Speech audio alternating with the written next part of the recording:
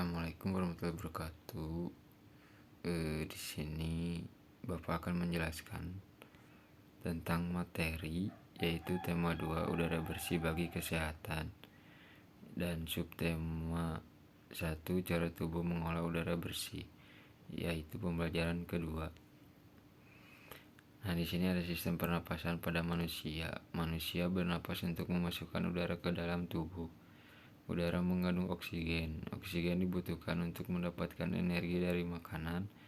Energi itu menggerakkan semua proses kehidupan yang sangat penting bagi tubuh. Organ pernapasan manusia terdiri atas hidung, faring, laring, trakea, bronkus, bronkiolus, dan paru-paru (alveolus). Nah, di sini juga ada hidung. Udara masuk melalui lubang hidung ke dalam rongga hidung. Di dalam rongga hidung terdapat rambut-rambut pendek dan tebal untuk menyaring dan menangkap kotoran yang masuk bersama udara. Selain disaring, udara yang dimasuk dilembabkan oleh selaput hidung. Yang kedua ada faring. Faring merupakan persimpangan antara saluran pernapasan pada bagian depan dan saluran pencernaan pada bagian belakang. Yang ketiga ada laring. Laring atau tekak (jakun) terdapat di bagian belakang faring. Laring terdiri atas 9 susunan tulang rawan berbentuk kotak. Nah, di sini juga ada trakea, yaitu batang tenggorokan. Pada trakea terdapat jaringan yang disebut silia yang akan bergerak dan mendorong keluar debu-debu dan bakteri yang masuk ke dalam batang tenggorokan. Yang kelima ada bronkus. Bronkus merupakan percabangan dari trakea serta terdiri atas bronkus kiri dan bronkus kanan. Yang keenam ada bronkiolus. Bronkiolus merupakan percabangan dari bronkus.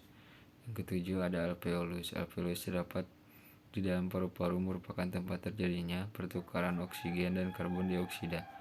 Alveolus dikelilingi oleh kapiler. Alveolus juga berbentuk seperti buah anggur. Nah, di sini ada gambar berurutan organ manusia, yaitu yang A itu ada hidung, yang B itu ada faring, C ada laring, D trakea, E bronkus, F paru-paru, dan G diafragma.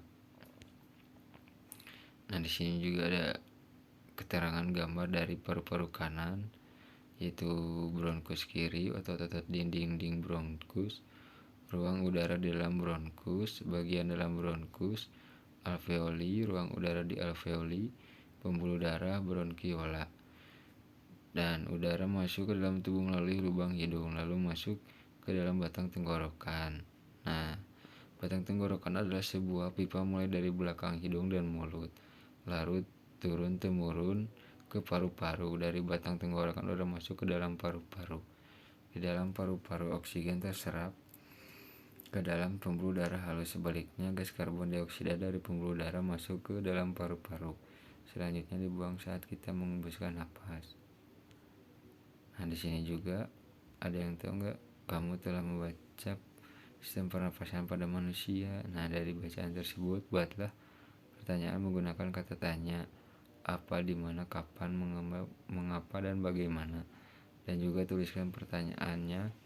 Dari pertanyaan tersebut tuliskan jawabannya, dan seterusnya tuliskan pertanyaan dan jawabanmu dalam bentuk tabel seperti berikut.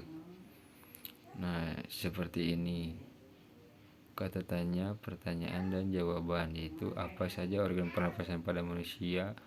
Organ pernapasan pada manusia adalah hidung, faring, laring, trakea, bronkus, bronkiolus, dan alveolus. Apa zat yang diambil di tubuh saat kita bernapas, yaitu zat yang diambil tubuh kita saat bernapas dalam oksigen. Dan kapan udara masuk ke dalam tubuh dilembabkan, yakni udara yang masuk ke dalam tubuh dilembabkan saat berada di selaput hidung. Dan kapan oksigen terserap ke dalam pembuluh darah halus. Oksigen terserap ke dalam pembuluh darah halus saat berada dalam paru-paru. Di mana udara pernapasan pertama kali masuk ke dalam tubuh manusia? Udara pernapasan pertama kali masuk ke dalam tubuh manusia di rongga hidung. Dan di mana letak organ laring atau tekak, yaitu laring itu tekak di bagian belakang faring. Dan bagaimana cara udara masuk dalam tubuh manusia? Udara masuk dalam tubuh manusia melalui proses bernapas.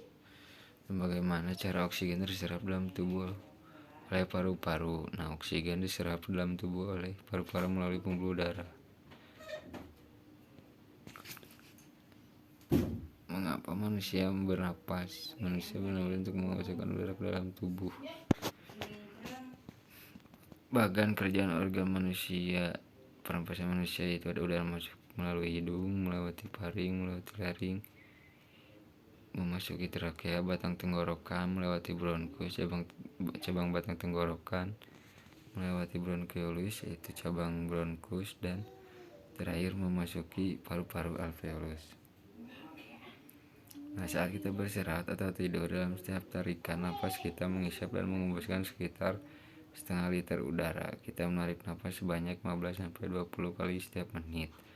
Sebaliknya, setelah beraktivitas berat, misalnya balapan atau lari atau berolahraga, kita membutuhkan lebih banyak oksigen. Saat itu menarik napas lebih dalam dan sangat cepat. Dalam setiap tarikan napas kita menghirup udara banyak 3 liter atau lebih. Dalam setiap menit kita menarik napas sebanyak 50 kali atau lebih. Itulah sebabnya kita terengah-engah. Nah, di sini juga ada lambat cepatnya kita menarik napas tergantung aktivitas yang sedang kita lakukan, dan juga sebaliknya kita juga dapat mengatur pernapasan sesuai aktivitas yang sedang kita lakukan. Sebagai contoh, saat menyanyikan lagu kita harus mengatur pernapasan supaya nyanyian kita lebih enak didengar. Dalam seni musik ada lagu bertangga nada diatonis mayor. Apa yang dimaksud dengan tanda diatonis mayor? Nah, di sini penjelasannya. Tangga nada diatonis mayor yaitu tangga nada merupakan susunan berjenjang, misalnya yakni do, re, mi, fa, sol, la, si, do. Dalam seni musik ada jenis tangga nada diatonis.